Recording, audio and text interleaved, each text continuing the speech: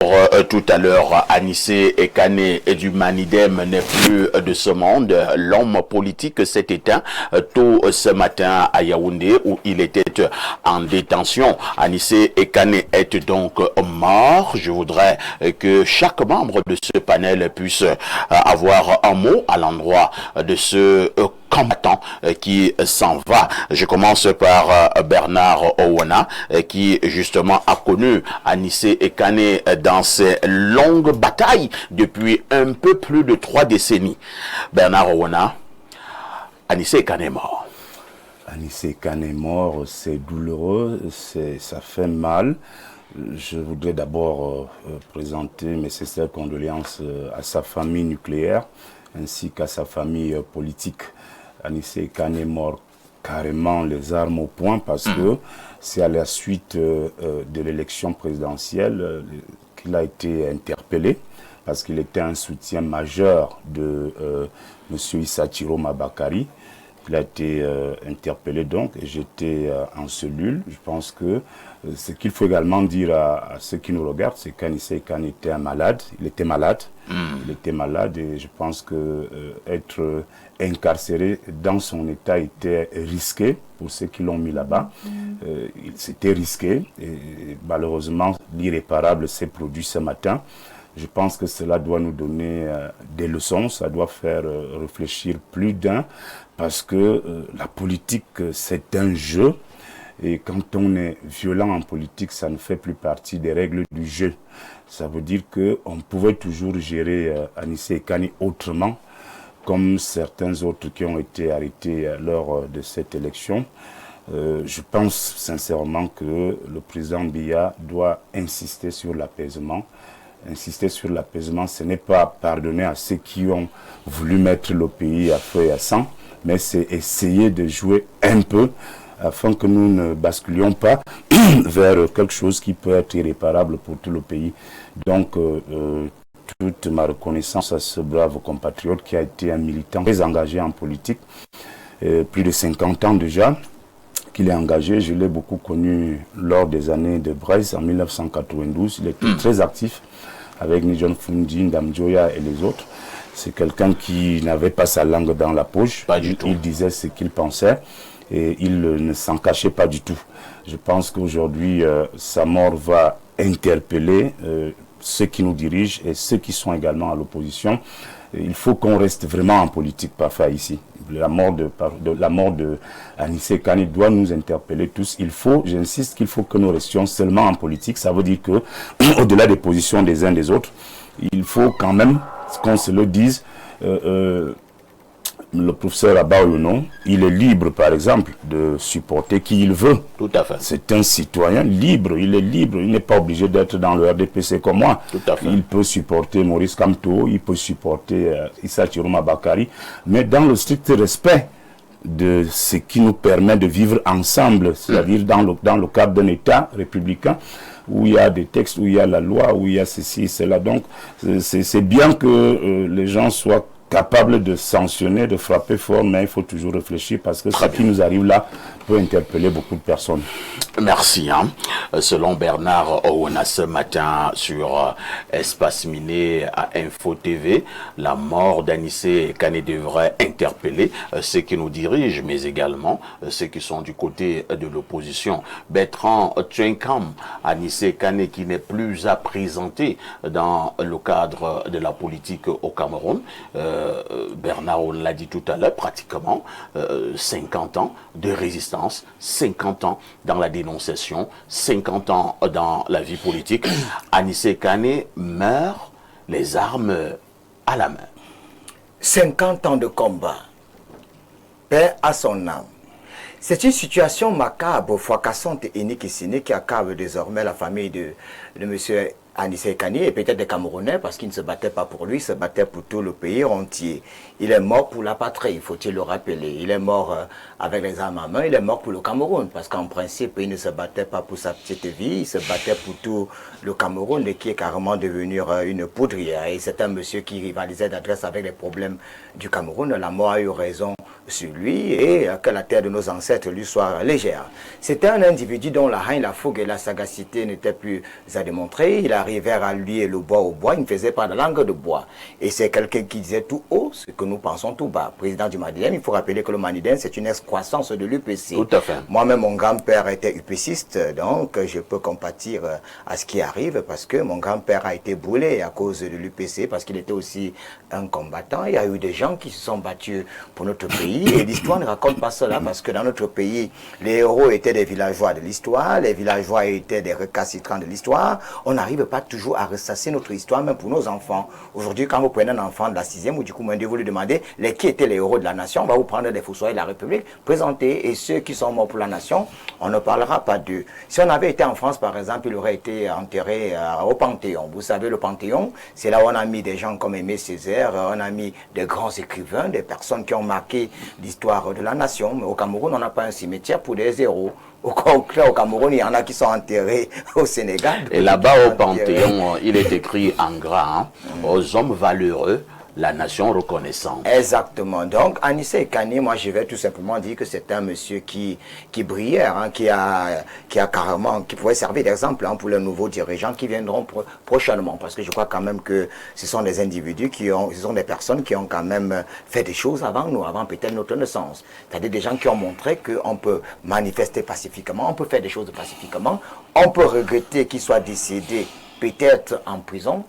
Je profite de l'occasion pour dire au président de la République, est-ce qu'il n'est pas nécessaire pour une logique, dans la logique d'apaisement, de faire sortir tous ceux-là qui ont manifesté, hein, c'est vrai qu'on va dire, oui, ils ont fait ceci, ils ont fait cela, mais à un certain moment dans la vie, hein, vous savez, vous vous souvenez, Nelson Mandela de regretter mémoire disait que les mentalités de répression détruisent les États, alors que les mentalités de tolérance construisent les nations.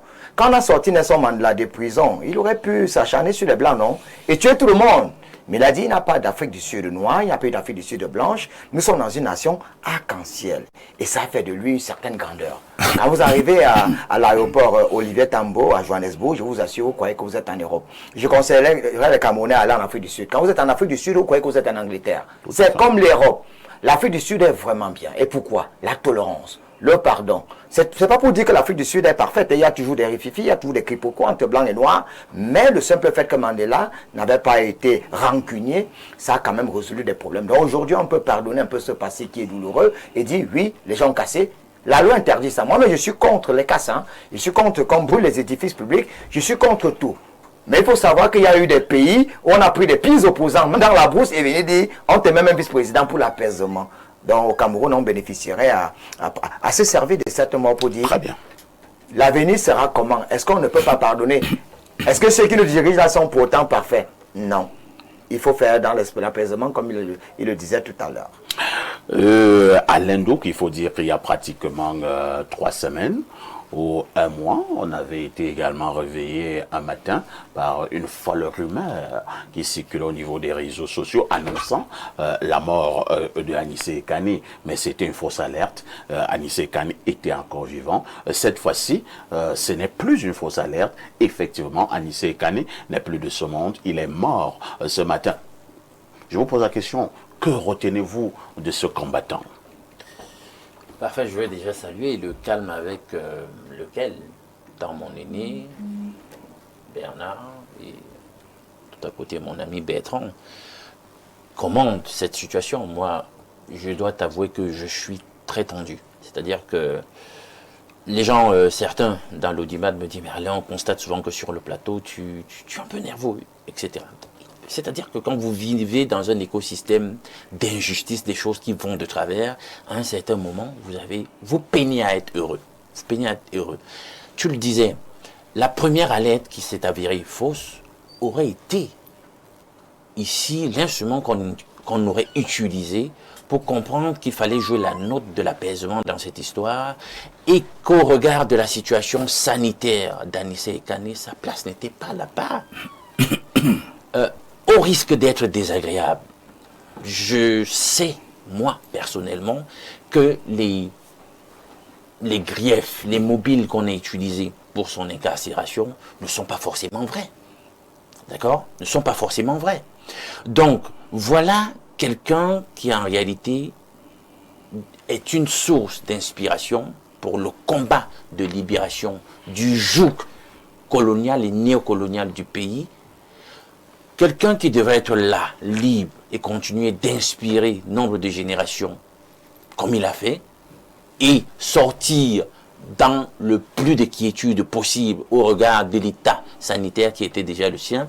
Mais on entendait déjà dire que le dispositif médical d'assistance dont il jouissait avait été retenu. Retenu cyniquement, machiavéliquement, maléfiquement, par des personnes, comme pour dire que le simple fait qu'il soit déjà malade et incarcéré ne suffisait pas. Même dans son état critique, il lui eût fallu encore qu'on retienne même le dispositif médical d'assistance. C'est cruel. On constate qu'avec ce genre de comportement, on ne joue absolument pas la note de l'apaisement. D'autant plus qu'on sait qu'il y a énormément de griefs. On égrenerait, on passerait cette journée à essayer d'égrener le chapelet qu'on n'en finirait pas. Des griefs contre ceux qui gouvernent. Donc, pendant qu'on laisse, on ferme les yeux, on se met des œillères sur un certain nombre de choses qu'eux-mêmes font, ils devraient eux-mêmes apprendre à lâcher un tout petit peu la pédale aussi sur nombre des aspects de la vie, de notre vie sociale et politique. Ce qui vient de se passer pour moi, c'est un drame. Sa place n'était pas en prison. On le dit. On dit que justement, une série d'incarcérations se sont faites simplement parce qu'au sortir de la présidentielle avec les résultats et les réclamations pour leurs candidats, il était question de les appeler dans une espèce de conciliabule. Des propositions ont été faites pour dire que ben voilà, on va la jouer comme ça, on va donner tel poste à ci, patati patata. On sait que le deal, ils l'ont totalement refusé. Ça, c'est ce qu'eux-mêmes ont officiellement annoncé. Mais vous continuez à discuter. Je sais que la politique, c'est le rapport de force. Mais toujours est-il que quand vous, en tant que, dans le rapport de force, vous êtes le plus fort, vous l'avez emporté, sachez à un certain moment donné, passer à autre chose. Passer à autre chose et ne pas donner des démonstrations excessives de force. Parce que là, j'ai l'impression que nous sommes dans une démonstration excessive de force et qui a conduit à ce drame. Et ça ne va pas aider parce que justement, ces gens, c'était des figures, c'est une figure forte dans ce pays sur le plan politique. Est-ce que cette mort tragique dans des conditions que nous savons en ce moment, ça aidera à ce que nous pacifions les choses au moment où il faut avancer et que nous allons entrer dans un nouvel exercice budgétaire? Est-ce qu'il faudrait entrer dans la nouvelle année avec un remous social, etc. C'est autant de questions que je vois que les gouvernants ne se sont pas posées et j'espère donc que ça ne va pas leur rentrer dans la figure. Merci Alain Douk. Christine Unga, la mort d'Anissé Ekane parlerait-elle au régime et à l'ordre au gouvernant? La main sur le cœur, avez-vous l'impression que l'ordre gouvernant actuel aura quelque chose à se reprocher? Monsieur Pafa, ici, vous savez, moi je pense que oui, parce que on fait la politique pour qui? Pour des hommes. On ne fait pas la politique pour comprimer ou non. On fait la politique pour améliorer les conditions de vie de nos concitoyens. On ne fait pas la politique pour se trouver demain avec une conscience ou avec une conscience un peu... Bon, parce que présentement, je pense que le gouvernement doit se poser des questions. Est-ce qu'on a bien fait? Est-ce qu'on avait besoin de le mettre en prison au regard de son état de santé? Bon, il est mort, on ne va pas polémiquer sur ça. Il est mort, on ne va pas chercher à creuser déjà qu'on a des problèmes post-électoraux, et puis donc on ne devrait pas... La polémiquer ne serait pas important pour nous. On devrait plutôt parler d'apaisement. On devrait essayer d'accompagner la famille. À chaque fois que nous parlons de l'apaisement, est-ce que l'apaisement se joue à sens unique?